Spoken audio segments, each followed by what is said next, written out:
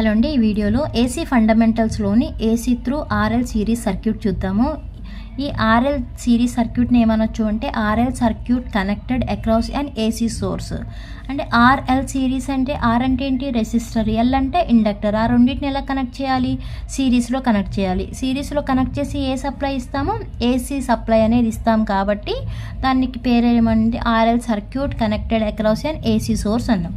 ఇది మనకి AC supply అనమాట. అంటే V ఈక్వల్ ఎంత అప్లై చేస్తున్నాం, Vm సైన్ ఒమేగా టీ.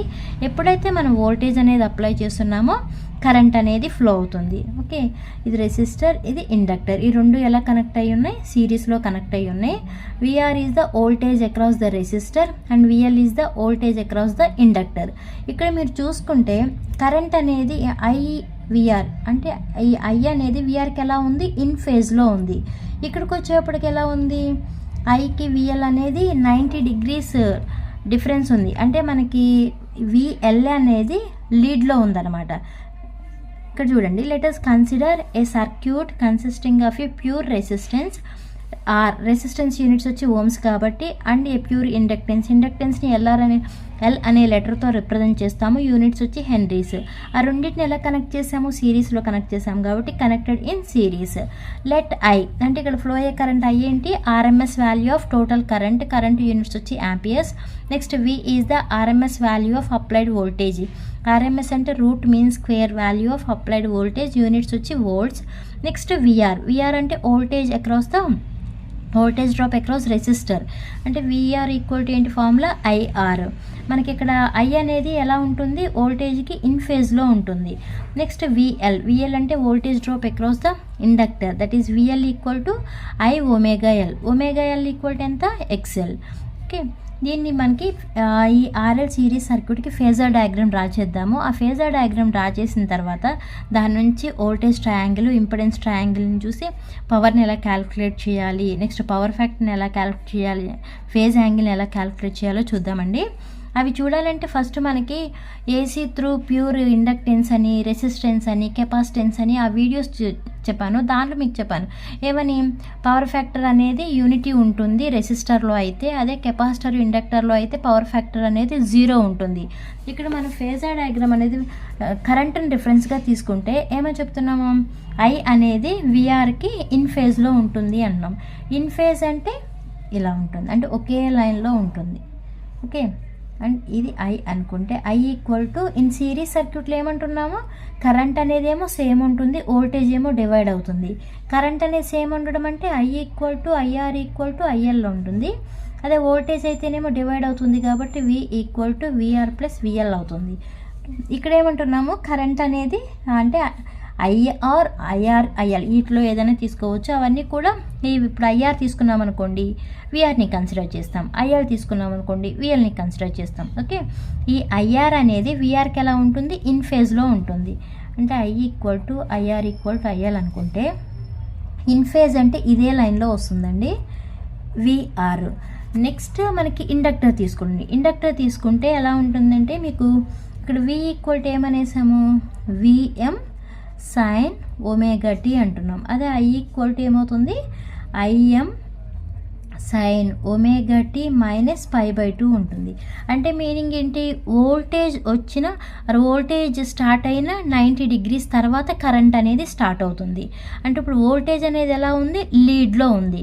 ఎంత లీడ్లో ఉంది, 90 degrees లీడ్లో ఉంది. అంటే మనకి ఇలా వస్తుంది అనమాట, 90 degrees లీడ్ అంటే ఇలా. ఇది ఏంటిది, విఎల్. ఓకే, అంటే ఇండక్టర్ కదా, voltage across the inductor, VL. ఇప్పుడు మనకి వి ఈక్వల్ టు ఏమంటున్నాం, విఆర్ ప్లస్ విఎల్ అంటున్నాం.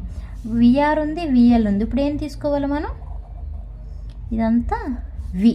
ఓకే, ఇది మీకు యాంగిల్ తీటా. ఇది మీకు ఫేజర్ డయాగ్రాము. ఇప్పుడు ఈ ఫేజర్ డయాగ్రామ్ని బేస్ చేసుకుని వోల్టేజ్ ట్రయాంగిల్ అలానే ఇంపెడెన్స్ ట్రయాంగిల్ ఎలానో చూద్దామండి. ఓకే, ఫేజర్ డయాగ్రామ్ నుంచి వోల్టేజ్ ట్రయాంగిల్ అంటే ఇలా తీసుకుంటాము. ఓకే, మనకి అకార్డింగ్ టు పైథాగరస్ థీరం ఏంటి, కర్ణము స్క్వేర్ ఈక్వల్ టు అలా అంటాం కదా. ఇదేమవుతుంది, ఇది తీటా అనుకుంటే ఇది ఆపోజిట్ సైడ్ అవుతుంది, ఇది అడ్జసెంట్ సైడ్ అవుతుంది, ఇది హైపోటెన్యూస్ అవుతుంది. ఓకే, మనకి పైథాగరస్ థీరం ఏంటి, hypotenuse square equal to opposite square plus adjacent square కదా. ఇక్కడ మనకి ఓబి అంటే ఇది అంటే హైపోటెన్యూస్ ఎంత ఉంది, వి ఉంది, ఇక్కడ స్క్వేర్ ఉంది కాబట్టి V square equal to OA అనేది అడ్జసెంట్ సైడ్ ఏముంది, విఆర్ ఉంది, అంటే VR square plus AB square అంటే ఆపోజిట్ సైడ్ ఎంత ఉందండి, విఎల్ ఉంది కదా. ఓకే, అంటే ఏమవుతుంది, విఎల్ స్క్వేర్ అవుతుంది. ఓకే, ఇప్పుడు ఈ విని ఇలా ఉంచేసి ఈ స్క్వేర్ని ఇటు పంపిస్తే ఏమవుతుంది, రూట్ అవుతుంది, అంటే root VR square plus VL square అవుతుంది. That is V equal to square root of, ఇప్పుడు విఆర్ ప్లేస్లో ఏమని రాయొచ్చు, the voltage across the resistor VR equal to ఏంటి ఫార్ములాస్ అని చెప్పాము, ఐఆర్ అని చెప్పాము.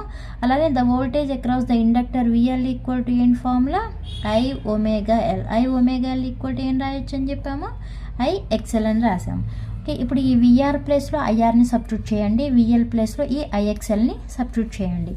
Okay, IR whole square plus IXL whole square is equal to, ఇక్కడ అంటే ఏంటి మీనింగ్ మనకి, I square R square plus I square XL square కదా. ఐని బయటికి తీసుకొచ్చేస్తున్నాను, అంటే ఈ రూట్ స్క్వేర్ క్యాన్సిల్ అయిపోతుంది కదా, రిమైనింగ్ ఏముంటుంది, ఓన్లీ ఐ ఉంటుంది.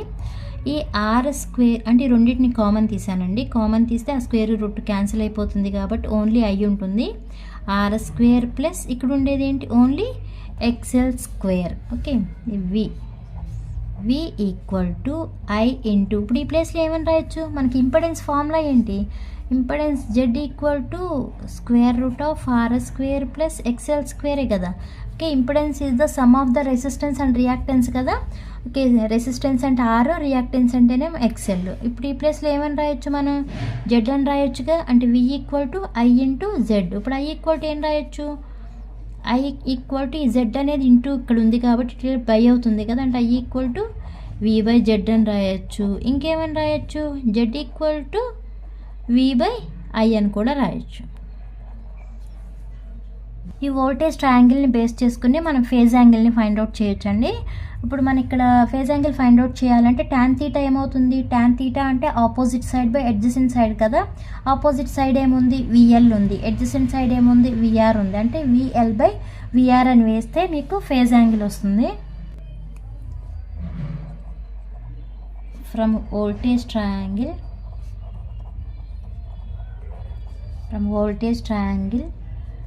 Phase angle by equal to, అంటే ముందు మనం ఫేజ్ యాంగిల్ ఫైండ్ అవుట్ చేయాలి అంటే ట్యాన్ తీటా ఈక్వల్ టు ఏంటండి, tan theta equal to opposite side by adjacent side కదా. ఆపోజిట్ సైడ్ అంటే ఏంటి, ఆపోజిట్ సైడ్ మనకి VL by VR. Theta equal to ఏమని రాయొచ్చు, ఈ ట్యాన్ అట్లా అటు వెళ్తే ఏమవుతుంది, ట్యాన్ ఇన్వర్స్ అవుతుంది కదా, tan inverse VL by VR. Okay, ఇంకేమని రాయొచ్చు, theta equal to tan inverse of VL అంటే ఏమని రాస్తాం మనం, విఎల్ అంటే ఐఎక్స్ఎల్ బై విఆర్ అంటే ఐఆర్.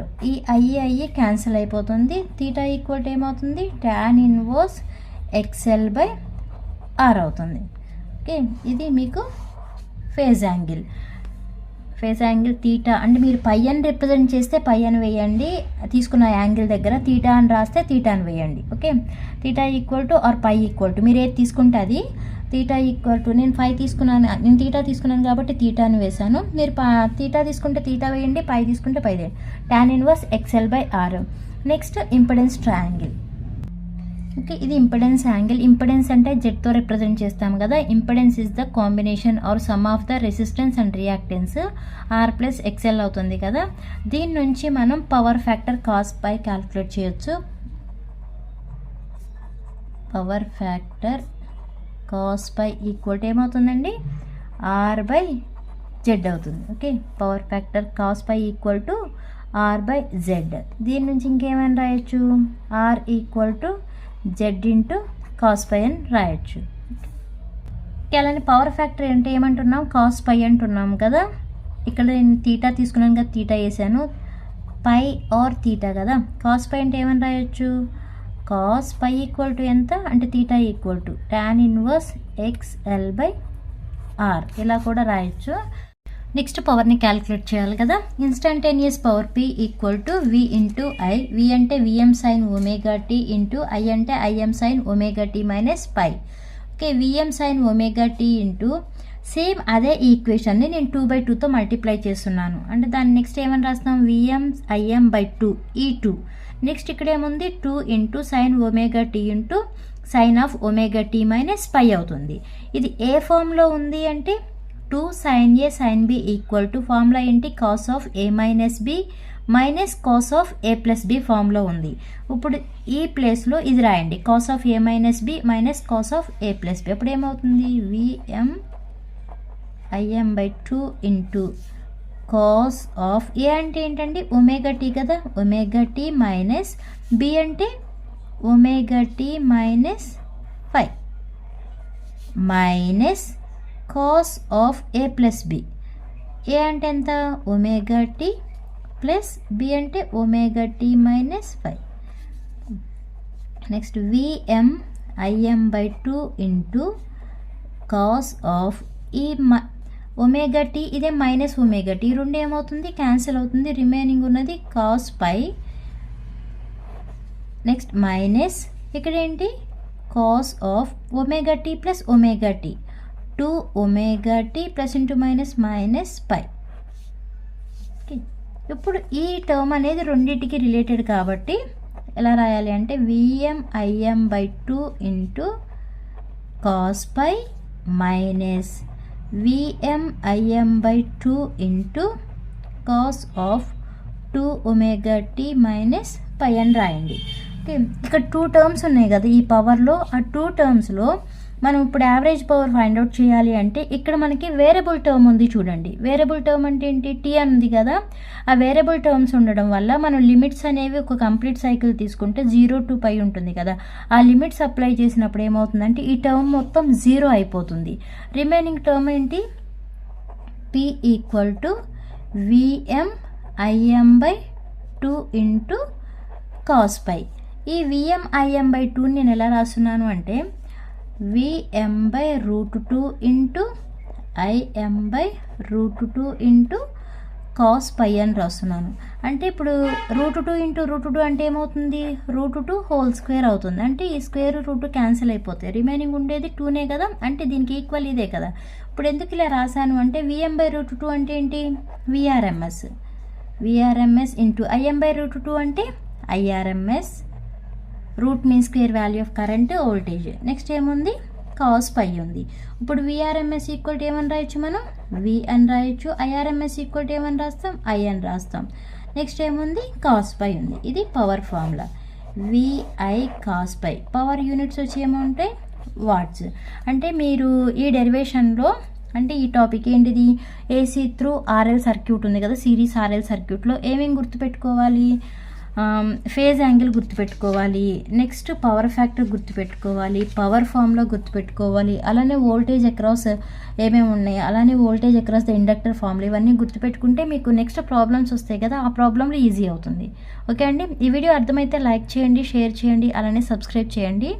నెక్స్ట్ వీడియోలో AC through RC series circuit చూద్దాం.